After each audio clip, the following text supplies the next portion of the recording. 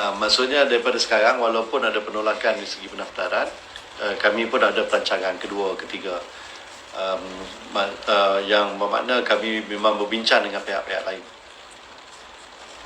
Jadi adalah beberapa alternatif.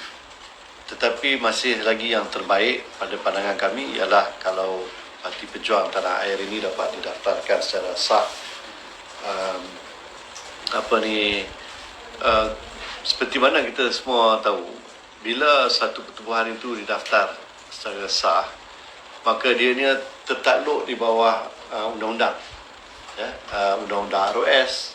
Kemudian bila pelanggaran nanti undang-undang ataupun peraturan SPR, jadi lebih mudah untuk pihak berkuasa mengurus ataupun mengawasi satu pertubuhan.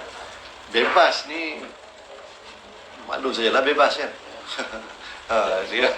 Dia boleh buat macam-macam. Sebab ni ada, itu pun ada ura-ura kata warisan akan dibawa ke Semenanjung. Jadi adakah warisan menjadi salah satu platform yang dipikirkan?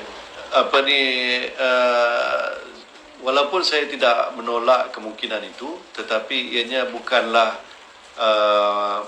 pilihan utama. Kita ada beberapa pilihan yang lain. Jadi kami pun menantikan adakah benar warisan ini akan melebarkan sayapnya di Semenanjung ni.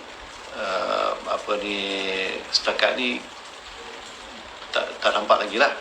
Tapi kalau ada pelancaran dan sebagainya, mungkin boleh kita tengok lah.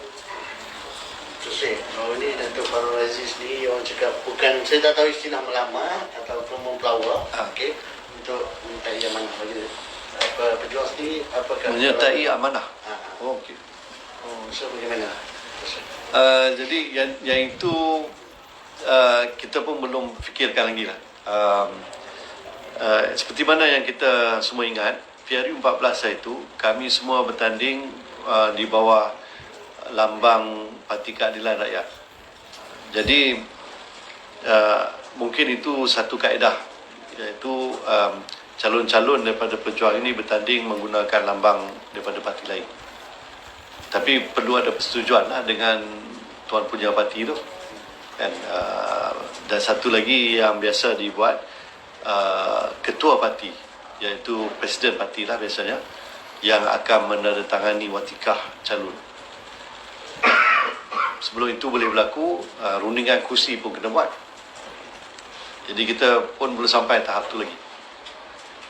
Tapi bila ada ura-ura pilihan raya ni akan berlaku tak lama lagi, sekiranya Dewan dibubarkan awal, jadi saya ingat kita dah kena segerakanlah.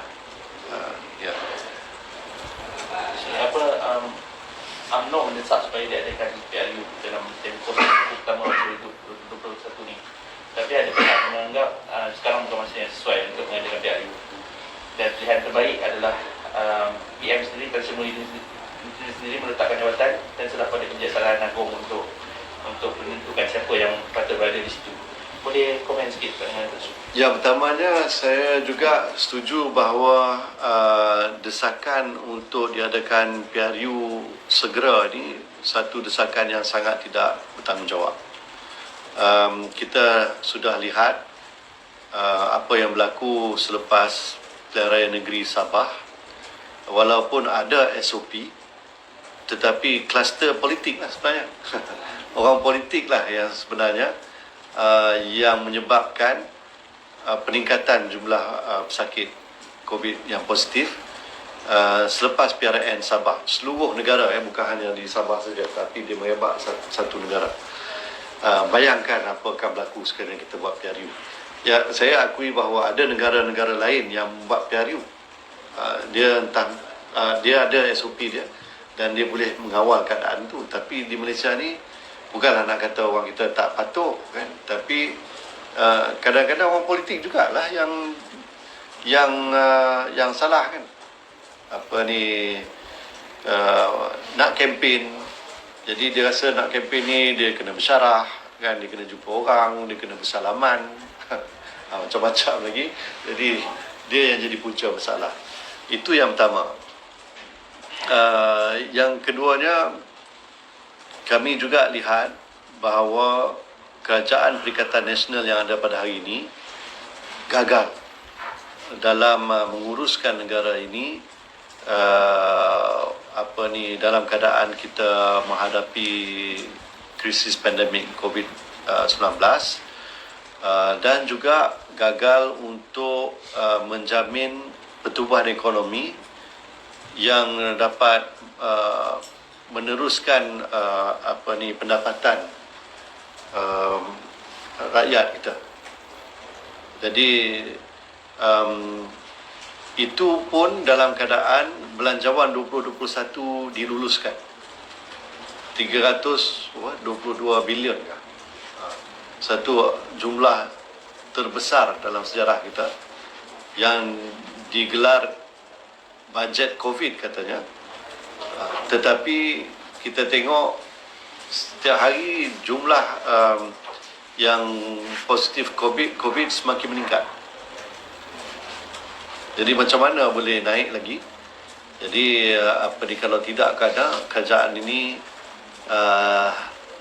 tidak memberi perhatian yang sewajarnya untuk menangani masalah COVID seperti mana dilakukan banyak negara yang lain. Jadi atas sebab itu saya juga setuju dengan cadangan bahawa Tan Sri Muhyiddin Yassin letak jawatan sebagai Perdana Menteri. Siapa yang akan gantinya dan apa caranya untuk memilih Perdana Menteri yang baru ini, itu terpulanglah. Ada yang menyatakan bahawa satu usul undi tak percaya boleh dibentangkan di Parlimen.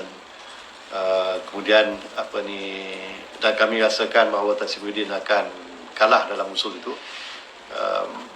Maksudnya yang di-Pertuan Agong akan ada dua pilihan. Satu ialah untuk bubar Dewan sekiranya Perdana Menteri memohon, dan kalau dirasakan PRU itu tak sesuai ketika ini, maka Perdana Menteri baru perlu dipilih. Jadi macam mana nak pilih? Sebenarnya yang di-Pertuan Agong ada prerogatif, ada kuasa untuk memilih siapa juga yang pada hemat baginda mungkin mempunyai sokongan majoriti, boleh dipilih sebagai Perdana Menteri baru. Kalau dirasakan nak kepastian, boleh juga dimasukkan dalam Dewan Rakyat untuk dibuat undian. Tetapi saya rasa macam kalau masuk Dewan Rakyat ni jadi macam itu jugalah. Belum tentu lagi ada satu keputusan yang yang betul-betul mantap kan. Hari itu pun beza 2-3 saja macam tak apa. Saya rasa boleh juga serahkan kepada kebijaksanaan dan budi bicara ke bawah Duli Yang Maha Mulia Yang di-Pertuan Agong. Apa yang berlaku baru-baru ini, Datuk Seri, tidakkah menampakkan kegoyahan kepercayaan UMNO terhadap kepimpinan Tan Sri Muhyiddin Yassin? Ya, jelas sekali kalau 189 daripada 191 bahagian meluluskan usul untuk menolak kerjasama dengan Bersatu. Dan daripada pengalaman saya sendiri, saya pernah menjadi pengurusi Badan Perhubungan UMNO Negeri Kedah. Kalau ada usul macam itu, maksudnya usul itu datang daripada Presiden. Dia bukannya tiba-tiba datang daripada bahagian. Ini satu arahan daripada atas. Dalam banyak-banyak usul yang bahagian nak bincang, ini satu usul daripada atas, wajib bentangkan. Jadi dibuatlah. Sebab tu dia seragam. Jadi saya rasa itu daripada Presiden Parti lah kot. Jadi ketidakpercayaan dari Parti Sekutu itu sendiri dah menunjukkan perlunya Tan Sri Muhyiddin meletakkan jawatan. Ya, kalau ikut kan UMNO mempunyai 38 ahli Parlimen. Kalau semua 38 itu akur dengan usul daripada bahagian-bahagian, maksudnya mereka tidak lagi menyokong kerajaan Perikatan Nasional. Kerajaan PN itu tumbang dan Tan Sri Muhyiddin pun tidak boleh lagi memegang jawatan Perdana Menteri. Okay, thank you. Okay, thank you.